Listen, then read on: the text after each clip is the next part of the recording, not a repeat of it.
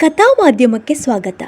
ಮನುಷ್ಯ ತನ್ನ ಸಫಲತೆಗಾಗಿ ಬಹಳಷ್ಟು ತಂತ್ರಗಳನ್ನು, ಸೂತ್ರಗಳನ್ನು ಅನುಸರಿಸ್ತಾನೆ. ಒಳ್ಳೆಯ ಗುಣ ಅಥವಾ ಒಳ್ಳೆಯ ವಿಚಾರವನ್ನು ಹೊತ್ತಂಥ ಮನುಷ್ಯ ಜೀವನದಲ್ಲಿ ಯಶಸ್ಸನ್ನು ಖಂಡಿತವಾಗಿಯೂ ಕಾಣ್ತಾನೆ. ಜೀವನದಲ್ಲಿ ಉತ್ತಮ ವಿಚಾರಗಳನ್ನು, ಯೋಚನೆಗಳನ್ನು ಅನುಷ್ಠಾನಕ್ಕೆ ತರುವವನೇ ಸುಸಂಸ್ಕೃತ. ಚಾರಿತ್ರ್ಯ ನಿರ್ಮಾಣಕ್ಕೆ ಬಾಲ್ಯದಿಂದಲೇ ಸಿದ್ಧತೆ ನಡೆಸಬೇಕು. ಇದಕ್ಕಾಗಿ ಸತತ ಪ್ರಯತ್ನ, ಶ್ರದ್ಧೆ ಎರಡೂ ಮುಖ್ಯ. ಜೀವನದಲ್ಲಿ ಸದ್ಗುಣಗಳನ್ನು ಅಳವಡಿಸಿಕೊಂಡಾಗ ಮನುಷ್ಯನ ಜೀವನ ಸಾರ್ಥಕಗೊಳ್ಳುತ್ತೆ. ಸಾರ್ಥಕ ಬದುಕಿಗಾಗಿ ಮನುಷ್ಯ ಹಗಲಿರುಳು ಶ್ರಮಿಸಬೇಕಾಗತ್ತೆ. ಭಗವಾನ್ ಬುದ್ಧನ ಜೀವನದಲ್ಲಿ ಒಂದು ಪ್ರಸಂಗ ನಿಜಕ್ಕೂ ಚಿಂತನೆಗೆ ಅರ್ಹವಾದದ್ದು. ವೈಶಾಲಿ ಒಂದು ರಾಜ್ಯ.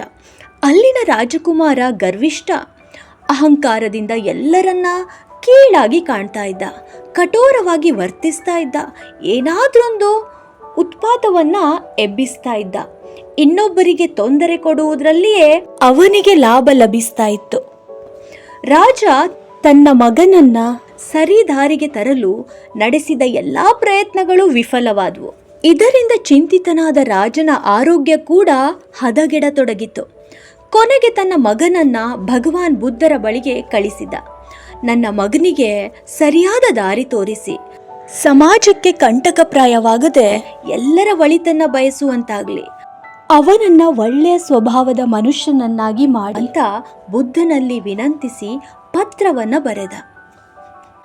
ಬುದ್ಧ ರಾಜಕುಮಾರನನ್ನ ದಿನವೂ ತನ್ನ ಜೊತೆಯಲ್ಲೇ ಕರೆದುಕೊಂಡು ಹೋಗ್ತಾ ಇದ್ದ.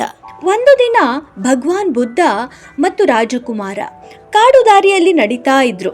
ರಸ್ತೆಯ ಬದಿಯಲ್ಲಿ ಒಂದು ಚಿಕ್ಕ ಗಿಡ ಬೆಳೆದಿರುವುದನ್ನ ಬುದ್ಧ ಗಮನಿಸಿದ. ರಾಜಕುಮಾರ, ಆ ಗಿಡದಲ್ಲಿ ಒಂದಿಷ್ಟು ಎಲೆಗಳನ್ನು ತಿಂದು ರುಚಿ ನೋಡು ಎಂದು ಬುದ್ಧ ಅವನಿಗೆ ಸಹಜ ಧ್ವನಿಯಲ್ಲಿ ಹೇಳಿದ. ರಾಜಕುಮಾರ ಬೇವಿನ 4 ಎಲೆಗಳನ್ನು ಕಿತ್ತು ಬಾಯಿಗೆ ಹಾಕಿಕೊಂಡ. ಸರಸರನೆ ಅಗೆದ. ಕಹಿಯನ್ನ ತಾಳಲಾರದೆ ಮುಖ ಸಿಂಡರಿಸಿದ. ಬೇವಿನ ಎಲೆ ಅಷ್ಟು ಕಹಿಯಾಗಿರುತ್ತೆಂದು ಅವನು ಊಹಿಸೇ ಇರಲಿಲ್ಲ. ಆ ಗಿಡದ ಮೇಲೆ ಅವನಿಗೆ ವಿಪರೀತ ಕೋಪ ಬಂತು. ತನ್ನ ಬಲವನ್ನೆಲ್ಲ ಪ್ರಯೋಗಿಸಿ ಆ ಬೇವಿನ ಗಿಡವನ್ನು ಬೇರು ಸಹಿತ ಕಿತ್ತು ದೂರ ಬಿಸಾಡಿದ.